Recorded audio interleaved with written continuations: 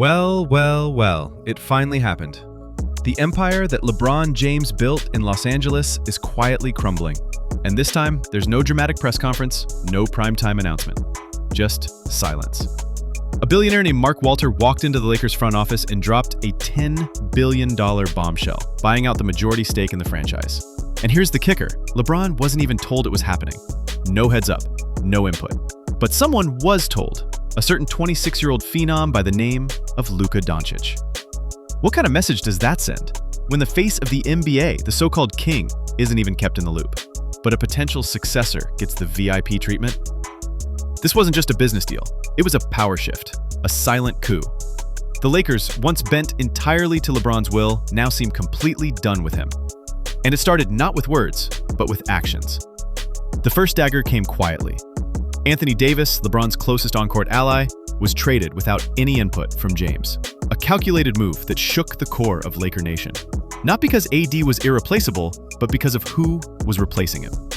Luka Doncic, a generational talent, a ball-dominant forward who plays LeBron's position, only younger, quicker, and arguably better. Bringing in Luka wasn't just a roster move. It was a statement. The future is here, and it doesn't include the past. For years, LeBron dictated the rhythm of the franchise, calling plays both on the court and behind the scenes. Rob Pelinka, the Lakers GM, practically molded the team in LeBron's image. But not anymore.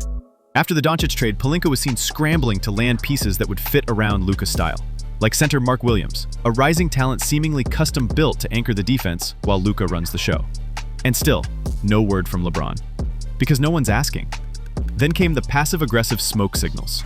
LeBron, feeling the walls close in, quietly picked up his $52 million player option for next season. A smart financial move, but not the kind of power move we're used to seeing from him. Days later, rumors began swirling that he wanted a trade. But here's where it gets embarrassing. No team was actually willing to trade for him. Not at this stage. Not with that contract. The whispers coming from the league weren't about trades. They were about buyouts. Let that sink in. The same man who once handpicked his teammates, who once got entire rosters gutted to suit his style, is now viewed as a potential buyout candidate. Not a prize, a burden.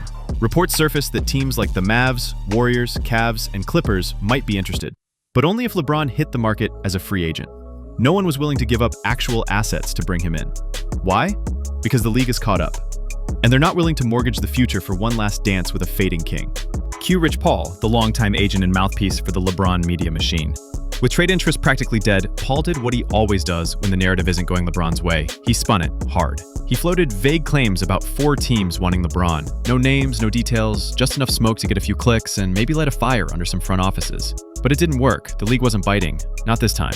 Meanwhile, LeBron showed up courtside at a Lakers-Pelicans Summer League game. Reporters asked him for an interview. He declined. I ain't got nothing to say, other than, of course, 4 teams want me. The deflection was classic, vague, dismissive, smug, but underneath the surface, you could feel the unease, because this isn't how legends go out. This is how they get pushed out. The Lakers haven't offered LeBron a contract extension. They haven't involved him in the team's future planning. They haven't even entertained the idea of building around him one more time. They're done, quietly, but unmistakably. They've turned the page. And LeBron, he's stuck. Too proud to ask for a buyout, too expensive for contenders to touch, too late in his career to demand the control he once had. All of this feels like a cruel twist for someone who spent 2 decades writing his own script. LeBron isn't just a player, he's a brand, a business, a cultural figure. His entire plan was to retire in LA, surrounded by family, empire intact. He's been building his dream mansion in Beverly Hills for years. His kids are in school there, his companies are based there.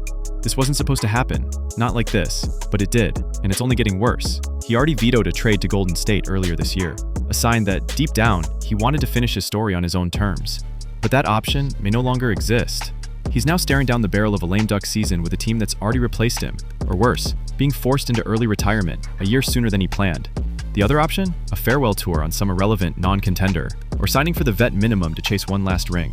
Either way, it's not exactly the Hollywood ending he imagined. And yet, if there's one thing LeBron's always been good at, besides basketball, it's rewriting the narrative. If and when this season ends in disappointment, don't be surprised if the spin cycle starts again. Maybe he'll say he wanted to move on all along. Maybe he'll drop some cryptic podcast quotes. Maybe he'll paint himself as the victim of a front office that betrayed him.